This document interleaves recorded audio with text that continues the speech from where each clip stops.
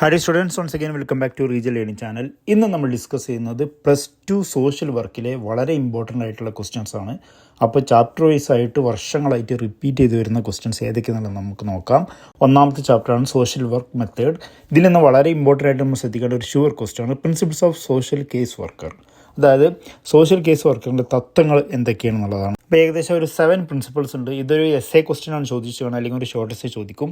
അപ്പോൾ നിങ്ങൾ ആ 7 പ്രിൻസിപ്പിൾസ് എന്ത് ചെയ്യണം, പഠിച്ചു വെക്കണം. പിന്നെ ഈ ചാപ്റ്റർ നമ്മൾ ശ്രദ്ധിക്കേണ്ട മറ്റൊരു പ്രധാനപ്പെട്ട ഒരു ക്വസ്റ്റ്യൻ ആണ് കോമ്പണൻസ് ഓഫ് SCCW, അതായത് 4PS. ഇപ്പോൾ ഏതൊക്കെയാണ് 4PS? 1 ദ പേഴ്സൺ ആണ്, 2 ദ പ്രോബ്ലം ആണ്, 3 ദ പ്ലേസ് ആണ്, 4 ദ പ്രോസസ് ആണ്. ഇത് ഓരോന്നും എക്സ്പ്ലെയിൻ ചെയ്യാൻ വേണ്ടി പഠിക്കണം. ദെൻ പിന്നെ ഈ ചാപ്റ്റർ നമ്മൾ ശ്രദ്ധിക്കേണ്ട മറ്റൊരു വളരെ ഇമ്പോർട്ടൻ്റ് ആയിട്ടുള്ള ക്വസ്റ്റ്യൻ ആണ് സോഷ്യൽ ഗ്രൂപ്പ് വർക്ക് പ്രോസസ്സ്. അതായത് സോഷ്യൽ ഗ്രൂപ്പിൻ്റെ വർക്കിംഗ് പ്രോസസ്സുകൾ എന്തൊക്കെയാണെന്നുള്ളതാണ്.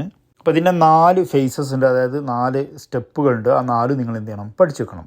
ദെൻ പിന്നെ വളരെ പ്രധാനപ്പെട്ട ഈ ചാപ്റ്ററിൽ ഒരു ഇമ്പോർട്ടൻ്റ് ആയിട്ടുള്ള ക്വസ്റ്റ്യൻ ആണ് components or elements of group dynamic. Group ഡൈനാമിക്കിൻ്റെ ഘടകങ്ങൾ ഏതൊക്കെയാണെന്നുള്ളതാണ്. പ്രധാനമായിട്ടും 4 ഘടകങ്ങളാണുള്ളത്.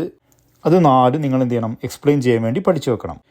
ഇനി നമ്മൾ കമ്മ്യൂണിറ്റി ഓർഗനൈസേഷൻ്റെ ഭാഗത്തേക്ക് വരുമ്പോൾ വളരെ ഇമ്പോർട്ടൻ്റ് ആയിട്ടുള്ള ഒരു ക്വസ്റ്റ്യൻ ആണ് പ്രിൻസിപ്പിൾസ് ഓഫ് കമ്മ്യൂണിറ്റി ഓർഗനൈസേഷൻ ഏതൊക്കെയാണെന്നുള്ളത് ചോദിക്കും. അപ്പോൾ പ്രിൻസിപ്പിൾസ് ഓഫ് കമ്മ്യൂണിറ്റി ഓർഗനൈസേഷൻസിൽ 9 പ്രിൻസിപ്പിൾസ് ഉണ്ട്. ആ 9 പ്രിൻസിപ്പിൾസും നിങ്ങൾ എന്ത് ചെയ്യുക, കൃത്യമായിട്ട് പഠിച്ചു വെക്കുക. ദെൻ പിന്നെ ഈ ചാപ്റ്ററിൽ നിന്ന് ചോദിക്കാൻ ചാൻസുള്ള മറ്റൊരു ക്വസ്റ്റ്യൻ ആണ് process of community organisation. Community ഓർഗനൈസേഷൻ്റെ പ്രോസസ്സ്, പ്രക്രിയയാണ്. പ്രധാനമായിട്ടും ഒരു 8 എണ്ണം ഉണ്ട്. ആ 8 നിങ്ങൾ എന്ത് ചെയ്യണം, കൃത്യമായിട്ട് പഠിച്ചു വെക്കണം. ഇത് കൂടാതെ അഡീഷണൽ ഒരു ക്വസ്റ്റ്യൻ കൂടി ഈ ചാപ്റ്റർ നിങ്ങൾ പഠിച്ചു വെക്കുക. അത് ഒബ്ജക്റ്റീവ്സ് ഓഫ് കമ്മ്യൂണിറ്റി ഓർഗനൈസേഷൻ ആണ്. കമ്മ്യൂണിറ്റി ഓർഗനൈസേഷൻ്റെ ലക്ഷ്യങ്ങൾ എന്തെല്ലാമാണ്. അപ്പോൾ ഇതൊക്കെയാണ് ഫസ്റ്റത്തെ ചാപ്റ്ററിലെ ഇമ്പോർട്ടൻ്റ് ആയിട്ടുള്ള ക്വസ്റ്റ്യൻസ്.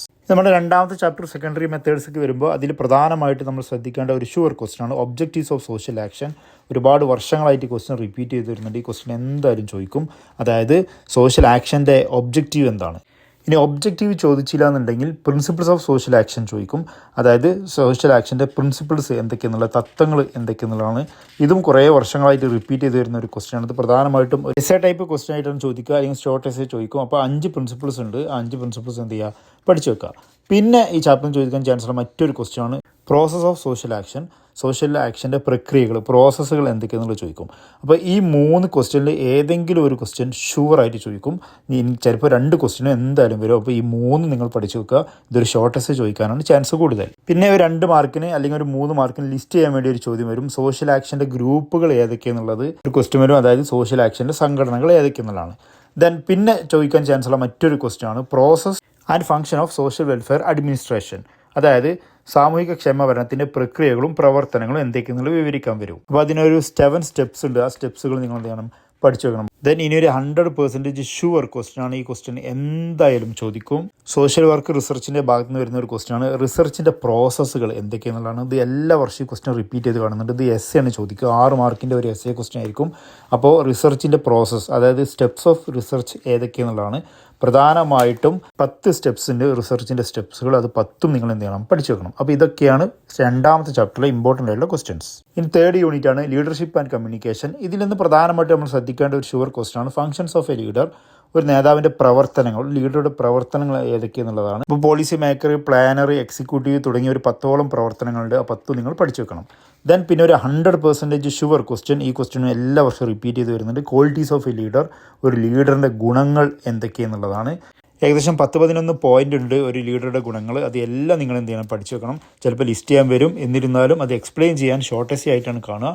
4 മാർക്കിന്, 5 മാർക്കിന്, അല്ലെങ്കിൽ 6 മാർക്കിന് വരും. ദെൻ മറ്റൊരു ഷുവർ ക്വസ്റ്റ്യൻ ആണ് ലീഡർഷിപ്പ് സ്റ്റൈൽ. നേതൃത്വത്തിൻ്റെ വ്യത്യസ്ത ശൈലികൾ ഏതൊക്കെയെന്നുള്ളതാണ്. ഒരു 6 സ്റ്റൈൽസ് ഉണ്ട്. 6 നിങ്ങൾ എന്ത് ചെയ്യുക, പഠിച്ചു വെക്കുക. അപ്പോൾ വളരെ ഇമ്പോർട്ടൻ്റ് ആയിട്ടുള്ള ഒരു ഏരിയയാണ് ഇതൊക്കെ. ഇനി ഈ 3rd ചാപ്റ്ററിലെ കമ്മ്യൂണിക്കേഷൻ എന്നുള്ള ഭാഗത്തേക്ക് നമ്മൾ വരുമ്പോൾ അതിൽ നിന്ന് ഏറ്റവും പ്രധാനപ്പെട്ട ഒരു ക്വസ്റ്റ്യൻ ആണ് ടൈപ്സ് ഓഫ് കമ്മ്യൂണിക്കേഷൻ. കമ്മ്യൂണിക്കേഷൻ എത്ര ടൈപ്പ് ഉണ്ട്? പ്രധാനമായിട്ടും 2 ടൈപ്പാണുള്ളത്. ഒന്ന് വെർബൽ ആൻഡ് നോൺ വെർബൽ. പിന്നെ വെർബലിനെ വീണ്ടും ഡിവൈഡ് ചെയ്യുന്നു. Oral communication, written communication. ഇതെല്ലാം നിങ്ങൾ എന്ത് ചെയ്യുക, കൃത്യമായിട്ട് എക്സ്പ്ലെയിൻ ചെയ്ത് വെക്കുക.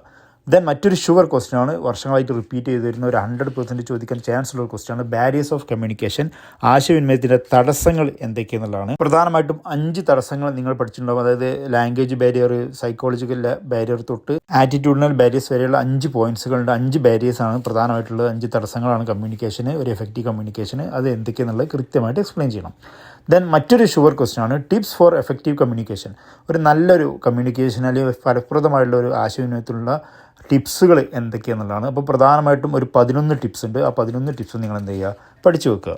ഇനി 4th unit development and resource mobilisation. ഈ ഒരു യൂണിറ്റിൽ നിന്ന് പ്രധാനമായിട്ടും നമ്മൾ പ്രതീക്ഷിക്കേണ്ട ഒരു ഷുവർ ക്വസ്റ്റ്യൻ ആണ് ഡയമെൻഷൻസ് ഓഫ് ഡെവലപ്മെൻറ്റിൻ്റെ വികസനത്തിൻ്റെ മാനങ്ങൾ ഏതൊക്കെയാണെന്ന് ചോദിക്കും. പ്രധാനമായിട്ടും 5 എണ്ണമാണ്: economic, social, political, culture and environment. ഇതെല്ലാം എക്സ്പ്ലെയിൻ ചെയ്യാൻ വേണ്ടി പഠിച്ചു വെക്കണം.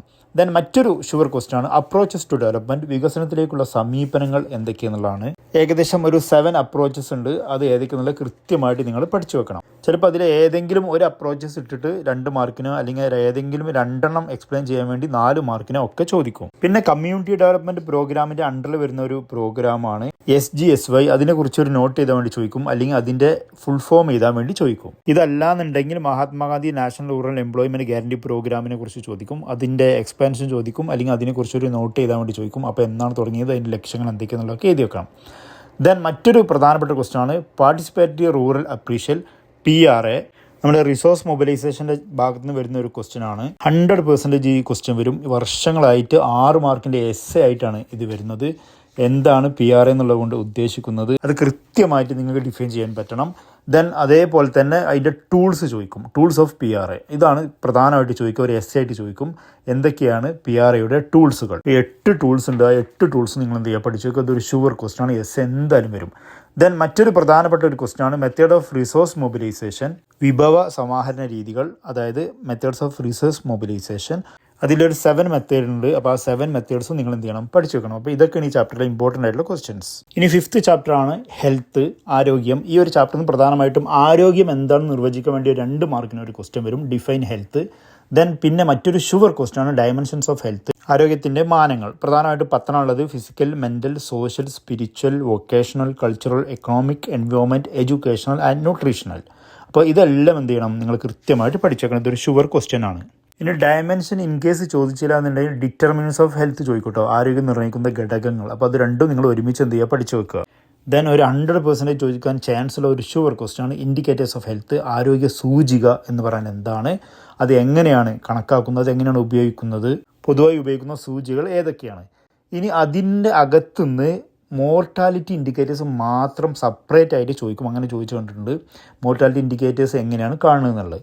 ദെൻ ഇനി ഒരു ഷോർട്ട് നോട്ട് ക്വസ്റ്റ്യൻ 100% പ്രതീക്ഷിക്കേണ്ടതാണ്. എന്താണ് എപ്പിഡമിയോളജിക്കൽ ട്രയാഡ്? ഇത് പ്രധാനമായിട്ട് രോഗകാരണമായിട്ടുള്ള ഘടകങ്ങളാണ്: ഏജന്റ്, എൻവയോൺമെന്റ്, ഹോസ്റ്റ്.